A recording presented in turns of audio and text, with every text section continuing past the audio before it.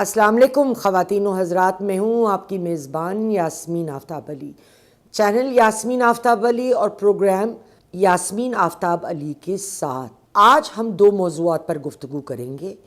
ایک جسٹس جمال خان مندوخیل نے، اس پہ میں نے تھوڑا سا پہلے بھی بات کی تھی، جو انہوں نے اپنے تحفظات کا اظہار کیا سویلین کی ملٹری ٹرائل کو لے کے، اور نمبر دو عمران صاحب نے جو کئی دفعہ دھمکی دی سول ڈس اوبیڈینس کی کہ ہم باہر غیر ملکی پاکستانیوں کو کہہ کے ملک میں زر مبادلہ بھیجنا بند کر دیں گے، اور اس کا رزلٹ کیا آیا ہے، ہم ان دونوں موضوعات کو لے کر بات کریں گے۔ سب سے پہلے میں نے اپنے پچھلے پروگرام میں بھی کہا تھا کہ جسٹس جمال خان مندوخیل نے یہ کہا تھا کہ اگر آپ نے سویلینز کا ٹرائل کرنا ہے تو وہ ایکسیپشنل اور ایکسٹرا آرڈینری سرکمسٹانسز ہونے چاہیے، اور یہ ثابت کرنا ضروری ہوگا کہ ان کا ملٹری کورٹ میں ٹرائل ضروری ہے۔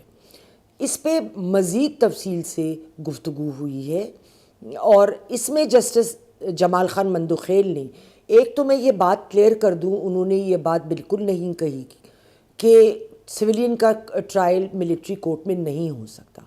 وہ چاہتے تو کہہ سکتے تھے، ایسا انہوں نے کچھ نہیں کہا ہے۔ انہوں نے اپنے تحفظات کا اظہار کیا ہے، اور میں نے اپنے پچھلے پروگرام میں کہا تھا کہ بعض اوقات کوئی نکات اٹھائے جاتے ہیں پہلے ان کو سیٹل کرنے کے لیے، تاکہ اگر بعد میں کوئی پارٹی اٹھائے تو کہا جا سکے کہ یہ پوائنٹس تو ہم نے پہلے ڈسکس کیے تھے اور اس کا جواب بھی یہ آیا تھا۔ یہ میری اپنی رائے ہے۔ جمال صاحب نے کہا کہ پکے ثبوت ہونے چاہیے کسی سویلین کا ملٹری کورٹ میں ٹرائل کرنے سے پہلے۔ انہوں نے کہا کہ اگر جوڈیشری بے بس ہوگی، جہاں ملٹری کورٹ کرمنل سسٹم کو 1 نظر انداز کرتے ہوئے 2 سزائے موت کا حکم دے، جو کہ سویلین، اور اس کے خلاف 3 ثبوت کا نہ ہونا، 4 یا غلط ثبوت پہ بیسڈ ہو۔ اب اس کو میں قانونی طور پہ دیکھنا چاہوں گی۔ انہوں نے یہ کہا کہ ہم بے بس ہوں گے کس کیس میں، انہوں نے ان وجوہات کو ڈکلیئر کیا ہے، ڈیفائن کیا ہے، ایکسپلین کیا ہے۔ انہوں نے کہا کہ اگر سزائے موت کا حکم دیں، مطلب جب آپ ایک بات کرتے ہیں نا سزائے موت، تو ساری عمر کی سزا، 14 سال کی سزا، 25 سال کی سزا، یہ آٹومیٹکلی ایکسکلوڈ ہو جاتی ہے۔ یہاں پہ صرف سزائے موت کی بات ہوئی ہے۔ آپ جب ایک بات کہہ دیتے ہیں قانون میں، اس کے علاوہ کی باتیں اس میں ختم ہو جاتی ہیں۔ میں آپ کو اس کی ایک ایگزامپل کے ساتھ سمجھانا چاہوں گی۔ میری کانسٹیٹیوشنل لاء کی کلاس تھی، اور میرے استاد محترم آصف سعید کھوسہ صاحب تھے۔ آرٹیکل 62 63 کی بات ہو رہی تھی، اور اس میں ایک کلوز ہے کہ اگر کوئی شخص زنا کا مرتکب ہوا ہو تو وہ کھڑا نہیں ہو سکتا الیکشن میں۔ تو انہوں نے کلاس میں پوچھا کہ اس کلوز کو کون ایکسپلین کرے گا، تو میں نے اس کا جواب دیا، اور وہ میرے جواب سے بہت خوش بھی ہوئے کیونکہ میرا جواب صحیح تھا۔ میں نے کہا سر زنا کہہ دیا گیا، زنا کا مطلب ہے بغیر شادی کے رشتے کے ایک غیر نامحرم مرد اور نامحرم عورت کا جسمانی تعلق اور انٹرکورس جس کو آپ بولتے ہو۔ لیکن جب آپ نے زنا کہہ دیا تو آپ نے ایک ہومو کا رشتہ اور لیزبین کا رشتہ آٹومیٹکلی ایکسکلوڈ کر دیا۔ تو قانون کو آپ کو باریک بینی سے دیکھنا ہوتا ہے، ادھر بھی میں اسی چیز کو اپلائی کرتی ہوں۔ اور انہوں نے کہا کہ ان کے خلاف یا تو ثبوت غلط ہوں، یہ بھی ایک ایکسیپشن، ثبوت ہوں مگر غلط ہوں۔ تو اگر صحیح ثبوت ہو تو اس میں تو کوئی ممانعت نہیں ہے، یا ناکافی ہوں، پارشل ثبوت ہیں پارشل نہیں ہیں، لیکن اگر مکمل ہیں تو ہو سکتا ہے۔ تو قانون میں جب آپ ایک کلیئرٹی کے ساتھ بات کرتے ہیں، قانون بناتے ہیں، تو اس کے علاوہ چیزیں ایکسیپشنز میں چلی جاتی ہیں، انلیس اس میں آئے کہ ایز این ایکسیپشن، جیسے article 2006 contempt of court constitution of Pakistan اس کو ایکسپلین کرتا ہے، پھر بتاتا ہے کہ کیا کیا چیزیں کنٹیمپٹ آف کورٹ نہیں ہو سکتی، تو اس میں کلیئرٹی آتی ہے۔ اس کے علاوہ سرکاری وکیل نے کہا کہ جوڈیشل کورٹ بالکل انٹرفیئر کر سکتا ہے اگر ملٹری کورٹ کی میلا فائڈے نیت ہو. میلا فائڈے کا قانونی مطلب ہوتا ہے ان بیڈ فیتھ، بد نیتی، یا کورم نان جوڈس ہو، یعنی کوئی جج کے سامنے پیش نہ کی گئی ہو. اچھا، اس کے علاوہ 2016 میں سید زمان خان کے کیس میں سرکاری وکیل کا کہنا تھا کہ سپریم کورٹ کا فیصلہ ہے کہ کوئی بھی سزا جو ملٹری کورٹ دیتا ہے وہ سپیریئر کورٹس میں اس کی استدعا کی جا سکتی ہے، اس کی اپیل کی جا سکتی ہے. تو لہٰذا جو ہے یہ کہنا کہ جی وہ تو اگر سزا ہو گئی تو بس یہ فائنل ڈیسیشن ہے، تو ایسا نہیں ہوتا ہے. ایک بات میں آپ کو اور ملٹری کورٹس کے حوالے سے کلیریفائی کرنا چاہتی ہوں، وہ یہ کہ ملٹری کورٹ کا جب سیشن ہوتا ہے تو وہ صبح سے شام اور بعض اوقات ایک دن رات تک بھی چل سکتا ہے.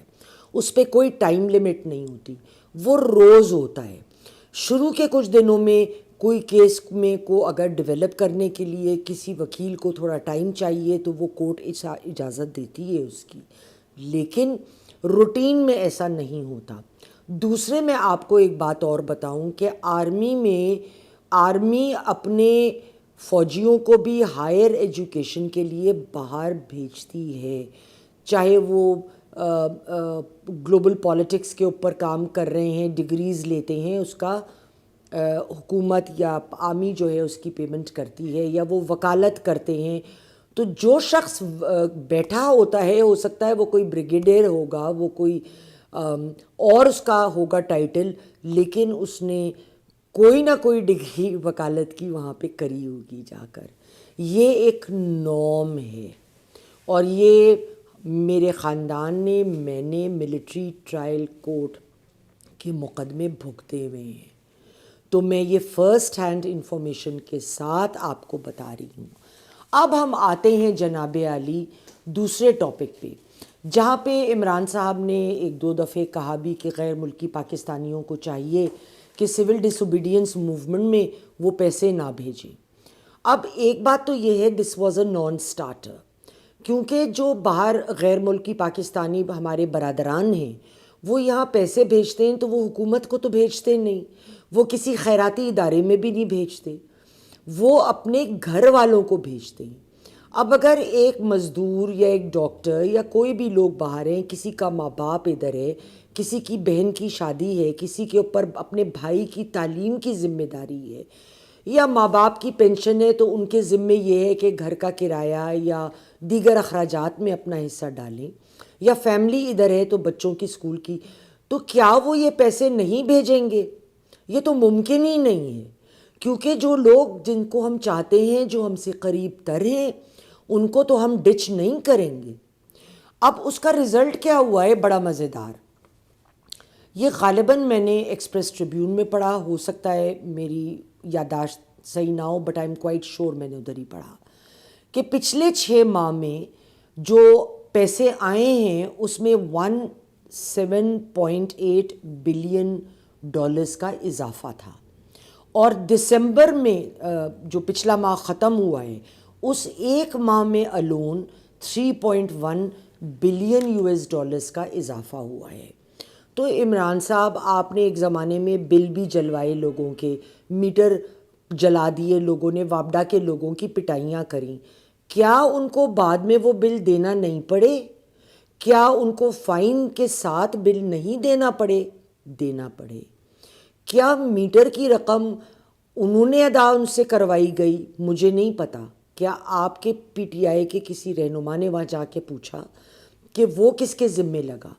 ایک نیچرل سی بات ہے، اگر میٹر ویسے جل جائے یا خرابی ہو جائے تو وہ تو وابڈا بدلے گا، لیکن آپ جان بوجھ کے حکومتی نقصان کریں، اس کو جلائیں، ایک اس قسم کی حرکتیں کریں، تو اس میں کیا ہوگا؟ کیا وابڈا اس میں ان کے قوانین کیا کہتے ہیں؟ دیکھیے، لوگوں کو آگے کر دینا، بے قصور لوگوں کو، ان سے ایسی غلطیاں کرا لینا جیسے ہمارے بچوں کا مقدر داؤ پہ لگ گیا ہے 9 مئی کے بعد. اب وہ چھوٹ بھی گئے، لیکن میں ذاتی طور پہ جانتی ہوں کہ 2 لوگ ایسے ہیں جن کے بچوں کے داخلے باہر ہوئے تھے، ان کے ویزے بھی کینسل ہوئے، ان کے داخلے بھی کینسل ہوئے. کوئی بھی ایک باغی کو، ایک ایسے شخص کو اپنے گراؤنڈز پہ نہیں چاہتا. باہر کے ممالک ایسے لوگوں کو پسند نہیں کرتے. وہاں بھی وہ نہیں چاہتے کوئی یونین بازی والے معاملات، کہ وہاں کوئی زیادہ نا ڈیئر ڈیول ٹائپ کے اب ڈرامے شروع کر دیں. تو گھر والوں کو بھی چاہیے کہ ان کے ہاں جو بچے ہیں، جو ینگسٹرز ہیں، ان کو ذمہ داری ہے ہماری اپنی اولاد کی جانب. اولاد جتنی بھی بڑی ہو جائے اس سے کوئی فرق نہیں پڑتا، ٹھیک ہے ان کی اپنی مرضی ہوتی ہے، لیکن ایک حد تک ذمہ داری ہماری بھی ہے. ہم نے دنیا دیکھی ہے، ہمارا تجربہ ہے، ہمارے تجربے سے وہ سیکھ لیں گے تو دھکے کھانے سے بچیں گے. یہ میری ایز اے پیرنٹ سوچ ہے. میرے بچے بھی بعض اوقات مائنڈ کر جاتے ہیں اس بات کو، مگر آئی ڈونٹ کیئر. میں اپنی رائے ضرور دوں گی اور بعد میں خود ہی کہیں گے سوچ بچار کر کے کہ اماں آپ صحیح کہہ رہی ہیں. تو مجھے بڑی خوشی ہوتی ہے اس بات کی کہ میری رائے میرے بچوں کے کام آئی. ہم اپنے بچوں کا ہاتھ جب تک نہیں چھوڑ سکتے جب تک ہم زندہ ہیں، اور وہ ہمارے بچے ہی ہیں اور انہیں ہماری گائیڈنس کی ضرورت رہے گی. اس بات کے ساتھ خواتین و حضرات، دوبارہ ملاقات ہو. خدا حافظ.